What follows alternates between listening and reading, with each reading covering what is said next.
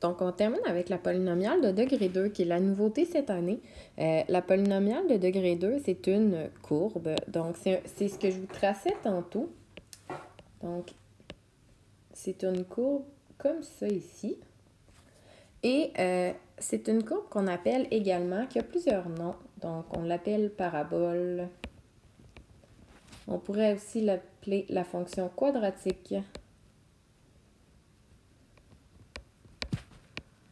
On pourrait l'appeler second degré et degré 2. Sensiblement la même chose.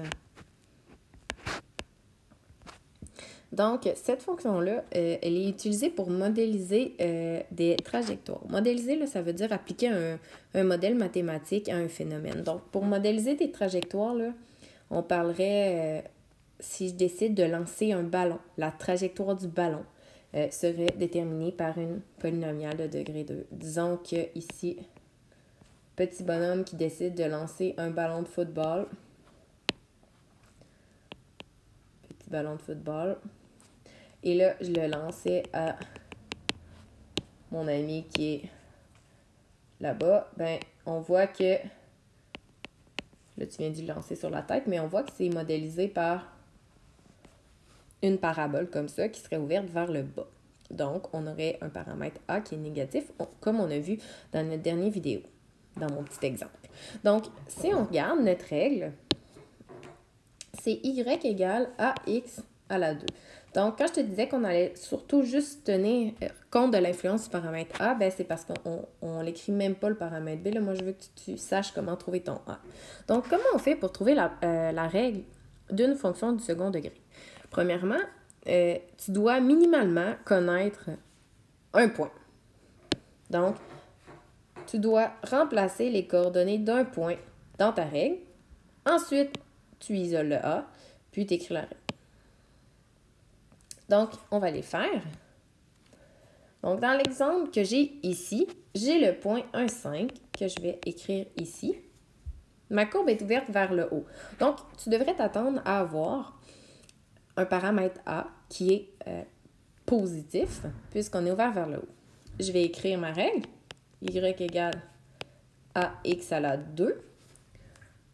Donc, c'est la forme de la règle. Je remplace mon point XY dans cette règle-là. X, Y. Donc, je remplace mon Y ici. A, on n'oublie pas qu'il y a un fois entre les deux qui est sous-entendu. Et finalement, le X, je le remplace par 1 au carré. Remarquez ici que j'ai mis une parenthèse. Elle n'est pas essentielle parce que là, X vaut 1. Par contre, si ton X est négatif, c'est très, très important que tu mettes ta parenthèse. Pourquoi? Parce que disons que X vaut moins 1. Quand tu vas le remplacer, moins 1 au carré, ce que ça signifie, c'est, on répète l'intérieur de la parenthèse 2 fois. Donc, c'est donc de dire moins 1 fois moins 1 qui fait 1.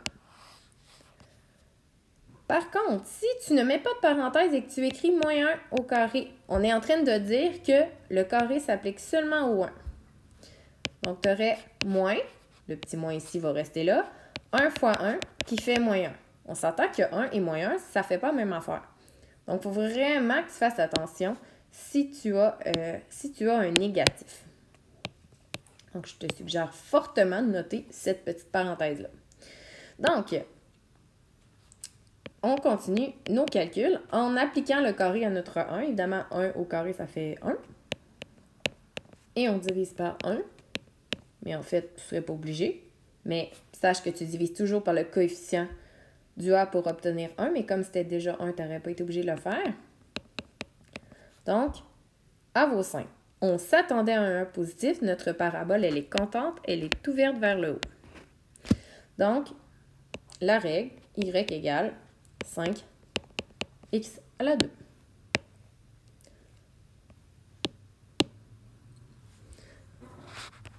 on va aller faire le deuxième exemple. Donc, je vais prendre le point 2, 6. Je vais identifier x, y. Je vais écrire la forme de ma règle, y égale à x au carré. Et je vais remplacer. Je remplace y par 6 égale à a fois x, c'est 2. On met la parenthèse au carré. 6 égale à a fois 4. On divise par 4. Donc, 6 divisé par 4, si on réduit, ça fait 3,5 ou 1,5. Je vous ai dit que vous pouvez toujours écrire en nombre à virgule. Donc, on écrit la règle qui est 1,5x comme ça. Et là, je ne sais pas si tu as remarqué, mais à chaque fois que j'ai le point 1y, j'ai directement la valeur de mon a. La raison, c'est que je vous avais dit tantôt que dans la fonction de base, disons que j'ai le couple xy, ben qu'est-ce qui se passait dans la fonction transformée? Ben, il se passe que ça devient x, a, y. Donc, si j'ai le point ici 1, 1, ben si mon a vaut 5, ça va devenir 1, 5. C'est pour ça qu'à chaque fois que x vaut 1, vous avez directement le paramètre a. Évidemment, ce n'est pas ce point-là que je vais vous donner en examen parce que je veux voir si tu es capable de trouver la règle avec un autre point. Mais sache-le, dans une table des valeurs, si jamais c'est une fonction de second degré, dès que ton x vaut 1, tu as automatiquement la valeur de ton a.